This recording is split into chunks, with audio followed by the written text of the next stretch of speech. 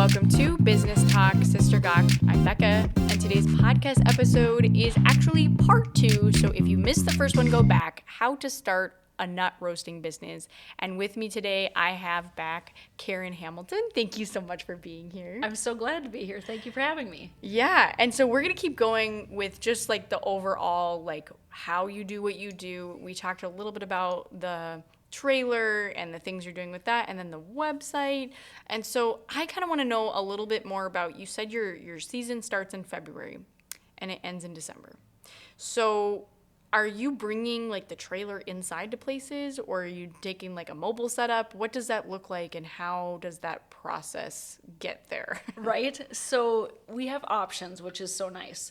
The events that I start off in February are different boat shows. And I'm able to bring the roaster, tables, the bins of nuts, all my ingredients indoors. So again, options.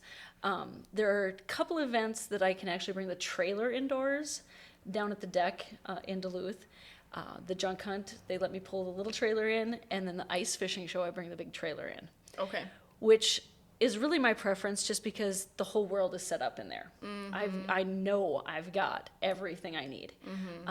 When I have to do the shows that I set up in a booth, then I try to get it. It's kind of my personal challenge to make it as few trips from the trailer in the building as possible. So I look a little ridiculous, like a pack mule, right? So I'm hauling the roaster and all the stuff. Anyway, options. I prefer to bring the trailer because everything's there. Yeah, well, and especially if you're a one-woman show. Right. You have, that's a lot of heavy stuff. Do you use any kind of like dolly system or wheels? What do you Yep, I've got a nice hand truck that I know will fit all the different bins. It's got a weight rating of like 600 pounds. So my roaster is not small. The machine itself weighs about 110 pounds. Okay. And I laugh because when I go into an event and I have to pick it up and put it on the table, 9 times out of 10, somebody will ask me, do you need help lifting that? I'm like, nope, it's my workout program for the day. And I just lift the machine and put it on the table. And then I joke that, I'm a farm girl, so it's like lifting bales of hay. It's fun. Okay, so then tell me about your display. Like, what do you do to make it attractive? Excellent. That is a great question. I am blessed to have a cousin who is an amazing graphic artist. I joke that she is why I look so professional. We all gotta have one of those people in our lives. And I recommend her to everyone. I hand out her card like it's confetti. Okay. But she designed our logo. Okay. And actually, we didn't start off as being Beyond Nuts. This is a little story. We started off as being the Nutty Minnesotan. Okay. Which is cute. However, that's a terribly long name. Yeah. I still have that email address, though. But my cousin and I, we were about a year into the business, and she's my creative. Like, I bounce ideas off of her, and she walks me through things. And she used to ask me, when we were trying to figure out a new name, she's like, well, there's got to be jokes about the nuts. I'm like, absolutely. I said, my favorite is when people are like, oh, it smells so good. I always say, well, yeah, those are my nuts you smell. And, of course, people roll with laughter. Well, she asked me, too, what other things do people say? And I said, the thing that I hear the most in every event I do is, you must be nuts. And I've always said, oh, I'm beyond nuts. She's like, Karen, the name has been staring us in the face the whole time. You are beyond nuts. I'm like, that's perfect. So she designed the logo. She's done all my signage. Any good pictures, like on our Instagram or our Facebook or the website, are thanks to my cousin Jess. Okay. Yeah. She makes sure that it looks professional. It all ties together. All the colors theme, even the labels in my bins of nuts to show you what flavors they are. Everything was designed by Jess. She makes me look good. Okay. And so when you have like these bins, are they like where people can like serve themselves, or do you say you pick out what you want and then I put it together for you? How do you make sure that you control that process? Exactly. When people approach the table, if they're a brand new customer, I talk to them about, hey, I do samples, but I hand them to you. So I've got tongs, I've got scoops for filling bags. I do prefer that nobody else touch my stuff. Right. No, exactly. It's a food safety thing. Yeah. No, for sure. And everybody's worried about little kids. Little kids are actually very respectful when they're told don't touch. Most of the times, my number one offender, if somebody's going to try to reach for a nut, it's grandpa. Really? Little old men every time. I was thinking like maybe teenage boys. Nope. Like, no, Nope. okay. Everybody else, you know. Oh, I could see that. Yep. I've reached self-actualization. Don't tell me what to do. Yep, exactly. Okay. Yep. Okay. Yeah. So, with that, do you use kind of like stretchy table covers, or like what kind of stuff do you got going on? Right. So I love the stretchy ones. However, I can't find them in the colors I want. I like the bright, vibrant colors, even the orange on the cones. I've got bright orange tablecloths on the front and like a deeper maroon on the back. They stand out when you go to different trade shows or events. Everybody's got blue or green or even gray and black. Black is like the number one tablecloth color. That's not for me. I want people to recognize my stuff from, you know, across an entire ballroom at the deck, or, you know, when they're walking through any fair, they would recognize the colors. Okay. So bright orange. So would you say that consistency at the same events has also gotten you your repeat customers? Absolutely. Okay. Absolutely. Yep. There are other roasted nut businesses. But again, we roast on site. That's one thing that makes us stand out. And you can't miss my trailer. Yeah. So do you do any kind of like deals or promotions or upsells of, and if you do this, then you can get these things? Do you have that kind of model figured out? Somewhat. So people will ask about deals, and what I do explain is our 3 common sizes. We have the small, the medium, the jumbo. We actually double the amount of nuts each time you go bigger. So your jumbo size at $22 is like getting 4 of the $8 smalls. Okay. So you're saving almost $10. Okay. So, yeah, it's built in. It's a built-in deal maker. But most of the time, people just want what they want, and yeah. Yeah, so tell me a little bit about that aspect of getting the bags and like figuring out how you were to get all your supplies together. Where did you look for that kind of stuff? Excellent. So the gentleman that taught me how to roast gave me a link to a website. There's one company in the United States that makes the bags and cones that we use. Really? Yep, and they also import the machines, and we've ordered parts for my roasters. I have 3 roasters now, 2 trailers, 3 roasters. But I've actually bought all 3 of my roasters used off of eBay. Okay.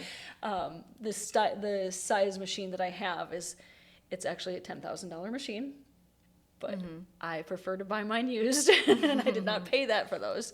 But they have parts there. They import the machines from Germany. Again, the Bavarian-style roast, it originated in Germany. So the website is in Utah, and I order the bags, you know, again, tracking your numbers, seeing where I'm at. I'm constantly checking inventory, and I order my bags and cones from them. And if I need parts for the machines, that's who I call to. Okay, do you know what the name is? It's German Nut Roasters. Okay. Yep. All right, interesting. Yeah. And so have you ever thought about diversifying into any other products? Not any serious thought, I would Okay. say. We have found that we can roast other nuts. Like I can do sunflower seeds, I can do pumpkin seeds, peanuts, and sometimes people ask, well, don't you do peanuts? I'm like, you get peanuts at the gas station. Okay, so more of a novelty in trying to keep that exclusive. Right. Yeah, so tell me, like, what are the biggest expenses that you have, and how do you, like, maintain that efficiency? Excellent. So yeah, the nuts are the most expensive part of my. Yeah, of my- okay. Yep. And again, the Sam's Club, we're just constantly there. They recognize me at Duluth and at the Sam's Club. Oh, yeah, the nut ladies here. Those are funny conversations too when people see me with a literal flatbed cart in Sam's Club. But we're just trying to stay on top of it all the time. There are events like the home show, the Duluth Home Show. I will go into with a certain amount, and again, I can only carry so much at the same time, and I will go and do like a click and pull, and they'll meet me at the door in the morning. And the one guy this last spring, he was so confused why I would be buying so many nuts, and I explained what I do, and he was like, oh, okay. Yeah, have you ever had an issue with product shortage? Yes. Actually, just last summer, I was having a hard time getting sugar. They had like back ordered on sugar, and it was a mess. And that's gone up in price too, let me tell you. Yeah. Yeah, and that's another great point. So how do you manage like that inflationary aspect of Right. your inventory purchases that you need to make your product? Yeah, so we had started off in 2016, we had our set prices. I increased our prices 2 summers ago, and I need to actually crunch numbers and evaluate that once again. Of course, you've got your margin, but again, event fees, gas, the product itself, your paper products, the vanilla that I order, which I order actually a gallon at a time, or by the gallon. In fact, I think I have a shipment of 4 gallons showing up at the house today. So, Oh, yeah. okay. Yeah. I'm sure your UPS driver is. Oh yeah, like, they're just confused with these big Yeah. heavy boxes. are you They're gonna like, feed these animals right? vanilla? Yeah. So tell me, if somebody were to start this from the ground up, what would you recommend of like, this is the first thing I would do, and this is the next thing you should do after that? Is there a sequence in order that you've learned? The first thing I would do though is I hesitate to call other companies my competition because I do believe that there's plenty for everyone out there. But I would research, is there anybody doing this similarly near me? Like, how far away is the next person that's doing this? Like, how many kettle corn businesses are on the Iron Range? I know of 4. Okay. That's a lot for this economy in this area. So I would research first, who else is doing what you're doing, and then start looking at events. What kind of events would you be interested in? What kind of events would want you there? And their traffic. That's the first 2 things I would do. Okay. Yeah, and then as you start looking at that aspect, what would you say, here's the best way to start? Like if you don't have a trailer yet, this is the minimum equipment that you should have. You're going to need a roaster. We actually have the largest electric tabletop roaster. There's one that's smaller. So you would start off with the roaster. They give you the initial recipe for the cinnamon almonds. Okay. It's super easy. It's very straightforward. And then experiment with flavors. You're going to find, when we started off, I did almost any event that would let me in. We're talking farmers markets, craft shows, everything and anything. We learned really fast that rodeos and music events were no good for us. You would think people would be standing around Interesting. watching Yeah. an event, maybe they've got a beverage, whatever. You'd think the nuts would be a handy snack. Nope. Okay. Yeah, so we learned, it was a hard lesson to learn. You go in thinking, oh, even with this huge crowd, there's 8,000 people at this huge music festival. This is going to be amazing. They're there all weekend. This is going to be great. Nope. Okay. Oddly enough, they did not want us. Yeah. So how did you define that target market then? Like what's your Right. profile of your person? Right. So I joke that anybody who has teeth, literally from toddlers to grandmas, if you can chew a nut, you're my target market. Although we found mostly family-friendly events. A lot of the festivals I do, and even like the indoor shows, it's families, and they're going to walk up and everybody's going to want a cone of nuts. Okay. And yeah, it's an interesting thing.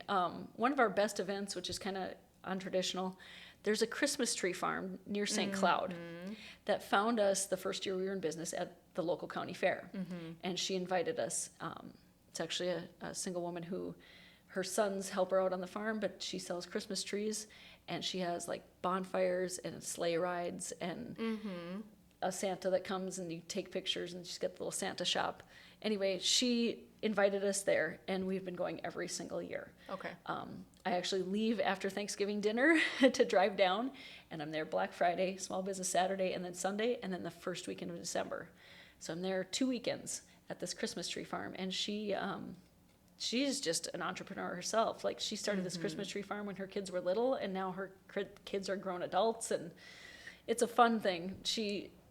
We joke that people come, buy their nuts, and then go pick out their tree, but they have to have the nuts before they go take the family out to pick out their tree. Yeah, well, you So. got to keep everyone happy when Yep. you're like cutting something down Right, and everyone's right. like crabby and Well, and there's been some cold. weather. Yeah. Yeah. I always joke that we could have just about any kind of weather those 2 weekends. Sometimes there's snow and they're doing sleigh rides. Sometimes there's no snow and it's a wagon ride. Uh-huh.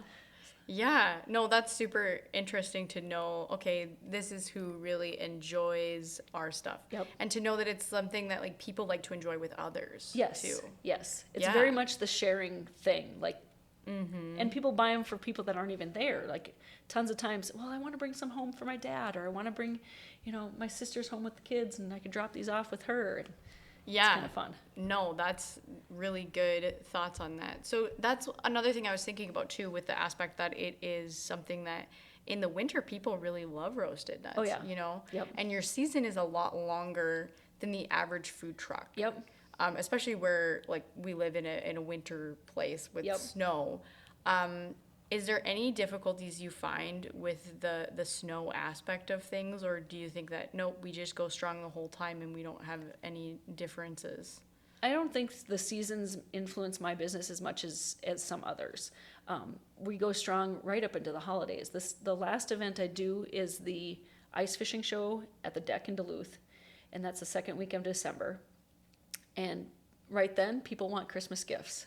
That's when I bust out like the gift boxes or the gift tins, and people get them for their families and friends for Christmas. Okay. Yeah. Yeah, so that was another question I had actually, is have you ever done any kind of like white labeling of your product, or? Not yet. Okay. Yeah. So, because I know like a couple granola companies or whatever that Right. do that, and so I was like, is that something you've been looking at? Or? Not yet. Okay. Yeah. Yeah. No, that's really interesting. Well, I have one more question for you. Sure.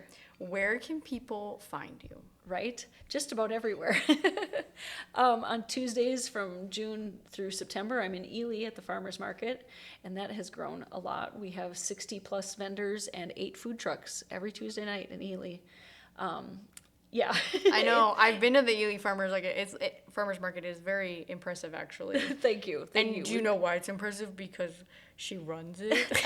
I took over running the farmers market in 2018, and it has grown leaps and bounds. I think last year we were at 45 vendors. This year we're over 60 vendors plus 8 food trucks. So, but our season goes, like I said, second week of February through the second week of December. If you're on Facebook or Instagram, you can find us. Just look up Beyond Nuts, and I post upcoming events. And you can always check out the website, gobeyondnuts.com. Yeah, well, thank you for all of that. And Awesome. so for the GAC portion of this episode, Sure.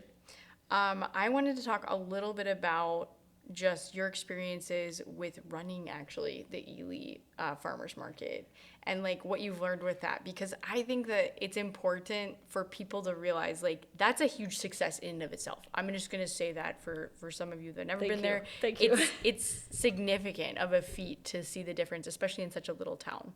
Yep. What would you say you attribute that to, and how did you guys get to that place? That is a great question. So like I said, I took it over as president of the board in 2018. The market was,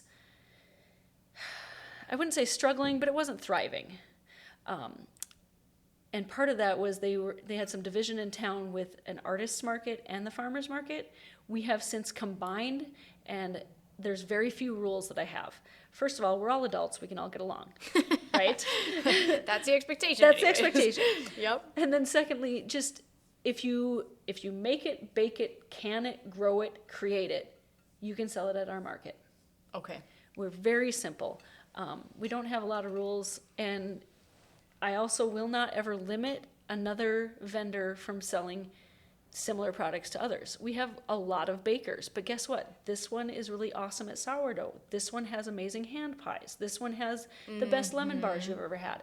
Everybody has their strengths. Yeah. I'm not going to walk down the line of vendors and say, you know what? She also does lemon bars. You can't. I will never say that. In fact, I've told vendors straight up, I'll sell you a nut roasting machine. I'll give you my recipes. You can come and do this.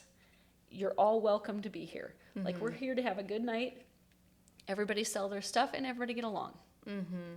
Yeah, and I think that that's interesting, because I think that a lot of times people will say, oh, well, we already have that kind of business here. And they're trying to like keep it exclusive to make that person's business do well. But at the same time, it actually can inhibit their business. Absolutely. Because the more people you have. I mean, it's the same thing with like in music, for example. Like you have a concert. Well, the more kids you have in that concert, the more people are coming to see that concert. Absolutely. Because people are going to go and support their grandchild or Absolutely. their niece. Yep. And like while they're there, they're also going to enjoy all the other people singing. Yep. You know?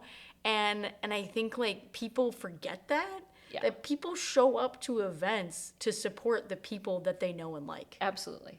Well, and the scarcity mindset doesn't serve anyone. There is plenty for everyone. And a rising tide lifts all ships. If we've got I people, use that all the yeah, time. Yeah. Yeah. I'm a fan of it because, for instance, we don't have a lot of produce. It's Ely, Minnesota. You've got less than a 90-day-a-year growing season.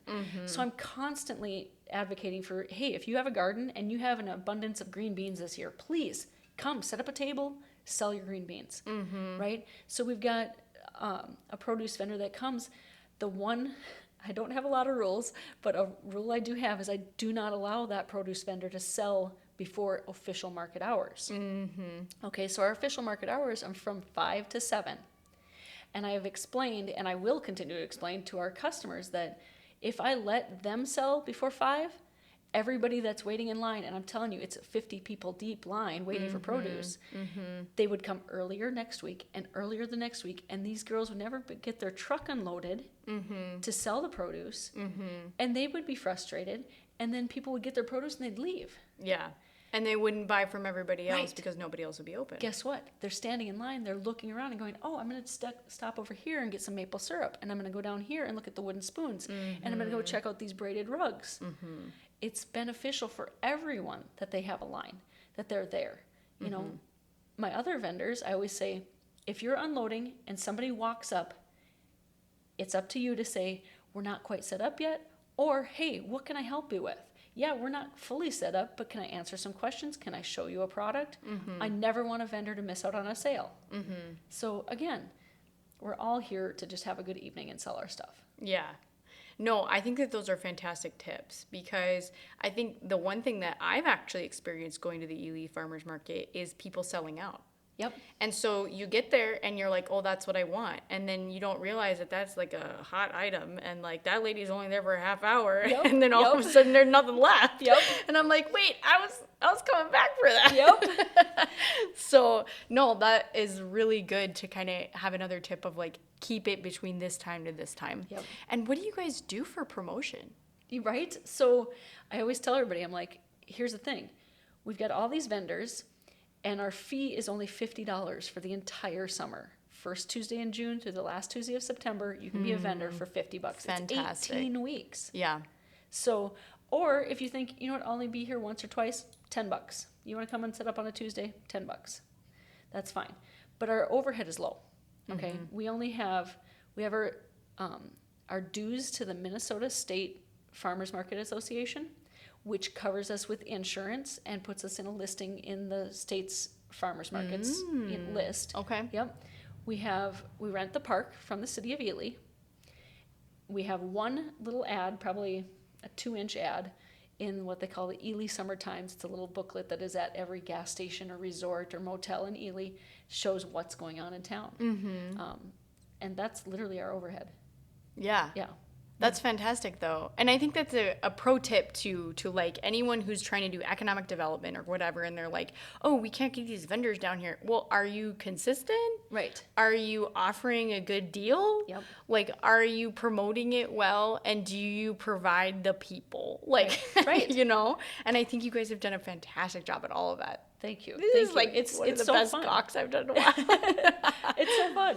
Yeah. Well, thank you so much for joining me. I'm so glad to be here. Yeah, and if you enjoyed this episode, you should give it a review on wherever you are listening, and I will see you next time.